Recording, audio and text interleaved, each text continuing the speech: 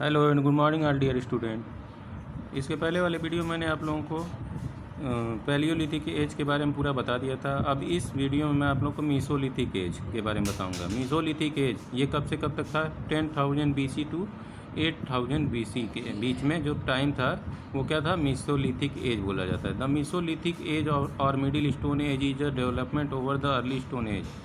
जो Mesolithic as था, ठीक है ना, वो अर्ली स्टोन एज के आगे की जो मिडिल यानी बीच की जो टाइम था उसके बारे में, ठीक है। जैसे उस टाइम में जो डेवलपमेंट हुआ, जो विकास हुआ किसका? जो अर्ली मैन था उसका, ठीक है ना। दो the rate of development was slow. इस टाइम में जो डेवलपमेंट का जो रेट था, ठीक है ना, वो क्या था? स्लो था। एट इट वाज सिग्निफिकेंट, लेकिन क्या था? वो बहुत ही महत्वपूर्ण टाइम था। The stone tools used in this age become sharper, smaller and more efficient. कहने का मतलब ये है कि इस टाइम में जो मीसोलिथिक एज था, ठीक है ना, उस टाइम जो टूल्स बनाते थे लोग स्टोन का, वो क्या होता था? बहुत ही शार्पर होता था, स्मॉलर होता था और बहुत ही एफिशिएंट होता था। Tools have also been found which were tied और set in wood for the convenience of carrying and handling. उस टाइम में जो टूल्स बनाते थे लोग, उस पर क्या करते थे लोग? वुड यानी लकड़ी, जैसे आज के टाइम में होता है ना भाला लोग बनाते हैं, उसी टाइप का क्या करते थे? लकड़ी लगा के उसको क्या करते थे? यहाँ से वहाँ ले जाने के लिए उसको क्या करते थे? बनाते थे लकड़ी वगैरह लगा के, ताकि उसको आसानी से कैरी किया जा सके। Early man had started to understand that when a seed was sowed in the ground, it sprouted into a plant after some time. He had also used some types of stone and wooden pottery to stone food and winter. इस time में लोग जो Mesolithic as था, उस time में जो early man थे वो ये जान गए थे कि सीड को अगर ग्राउंड में बोया जाए तो क्या होगा? कुछ दिनों के बाद, सम टाइम के बाद उससे क्या होगा? प्लांट क्या होगा? निकलेगा, ठीक है ना। ये उन बातें उनको पता चल गई थी। और उस टाइम में जो some type of stone and wooden pottery to store, और कुछ टाइप के जो स्टोन और वुडन का जो पोट्री बना के वो क्या करते थे? उसमें फूड और वाटर को रखने का भी उन लोगों को के बारे में पता चल गया था कि कैसे फूड को रखते हैं, प्रोटेक्ट करते हैं और वाटर को कैसे सेव करेंगे, ठीक है ना। In fact the mesolithic age can be called the transition period. इसी वजह से मीसोलिथिक एज को ट्रांजिशन पीरियड बोलते हैं या चेंजिंग पीरियड बोलते हैं। In which we find the features of both the early stone age and new stone age. इसी से हमको पता चलता है कि जो अर्ली स्टोन एज था और न्यू स्टोन एज था, उसके बीच का जो था, उस टाइम में बहुत सारे डेवलपमेंट हुए थे अर्ली मैन के लाइफ में, ठीक है ना। अब इसके बाद आ जाते हैं केस स्टडी। अब केस स्टडी द डेक्कन। आपको पता होगा जो साउथ इंडिया है, इंडिया का जो साउथ पार्ट है, वो क्या पूरा डेक्कन प्लेट्यू है, ठीक है ना, पूरा पठार है। As you know landform play a major role in shaping history. और ये जो हमारा लैंड फार्म है, धरती का जो लैंड फार्म है, ज़मीन है या जो भी चीज़ें हैं, माउंटेन है, प्लेट्यूज है, वो क्या करते हैं? हमको हिस्ट्री के बारे में आसानी से पता करने में हमको हेल्प करती है हमारे। डेवलपमेंट इन द पैलियोलिथिक और mesolithic age was severely restricted by the geographical feature. अब जो पैलियोलिथिक एज था और मीसोलिथिक एज, इसको अगर आसानी से समझना हो तो हमको जियोग्राफिकल फीचर्स के द्वारा ही क्या लोगों को पता चला।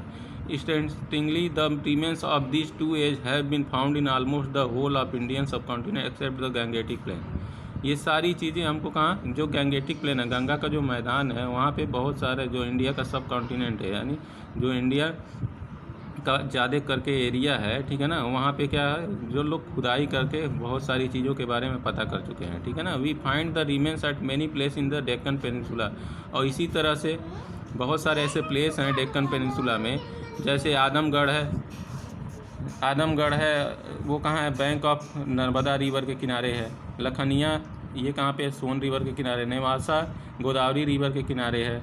ये सब क्या है? डेक्कन एरियाज हैं, ठीक है। जलाहल्ली नियर बेंगलुरु के निकट है ये जलाहल्ली। अकोंडापुर है आंध्र प्रदेश में। ये सब हमको क्या बताते हैं? अब इसके बारे में देख लीजिए क्या बताते हैं। दिस साइट हैव बीन, जितने भी जगहें हैं वो उनको क्या एक्सकैवेटेड, यानी उनको वहाँ पे जब खुदाई किया गया तो a large number of stone weapons and tool pertaining to these two ages have been found. तो वहाँ पे हमको जब खुदाई किया गया तो बहुत ज़्यादा लार्ज नंबर, यानी बहुत ज़्यादा मात्रा में जो स्टोन वेपन्स थे और टूल्स थे, वो हमको क्या हुआ? वहाँ पे खुदाई करने पे वहाँ पे मिले। A number of stone hand axes cleavers scrapers borers and knife. बहुत सारे ऐसे कुल्हाड़ी, क्लीवर्स जो मांस काटने का जो औजार होता है, हथियार होता है, स्क्रैपर्स, होवर्स, स्क्रैपर में कुदाली होता है, नाइफ जो चाकू, ये सारी चीज़ें जो स्टोन के बनी हुई थी वो हमको खुदाई में मिली, ठीक है ना। It is possible that they had started to worship as stone had been found placed on a altar in a cave, और जो उस टाइम के केव्स मिले, ठीक है ना, उससे पता चलता है कि वो किस चीज़ की लोग पूजा करते थे। तो उस टाइम का पता चलता है कि वो किस किस चीज़ की पूजा करते थे, जो नेचुरल फोर्स यानी जो प्राकृतिक शक्तियाँ थीं, जैसे लाइक सन, मून, विंड, रेन, इन सब की क्या करते थे वो लोग पूजा करते थे, उस टाइम में वर्शिप करते थे। As the climate is moderate in the Deccan, आपको पता है कि जो डेक्कन प्लेट्यू है वहाँ का जो क्लाइमेट है वो मॉडरेट है, मतलब हमेशा क्या होता है, ना ज़्यादा ठंडा पड़ता है ना ज़्यादा गर्मी पड़ती है, ऐसे मौसम को क्या कहते हैं, क्लाइमेट को मॉडरेट कहा जाता है। Early man however tree leaves to cover his body, early man क्या करते थे, अपनी बॉडी को कवर करने के लिए, कपड़ा पहनने के लिए क्या करते थे, जो ट्री लीव्स होता था, पेड़ के पत्तों का इस्तेमाल करते थे। He lived in caves there are a plenty of them, और वो कहाँ रहते थे, केव्स में रहते थे, गुफाओं में। He passes he time free time drawing and carving animals, और वो जो अपना फ्री टाइम होता था उस किस चीज़ में पास करते थे, ड्राइंग करते थे, एनिमल को केयर करने में अपना टाइम पास करते थे। ग्रुप हंटिंग, एक ग्रुप बना के लोग शिकार करते थे, डांस वगैरह करते थे, ये सारी चीज़ें करते थे क्या करने के लिए, अपना टाइम पास करने के लिए, ठीक है ना।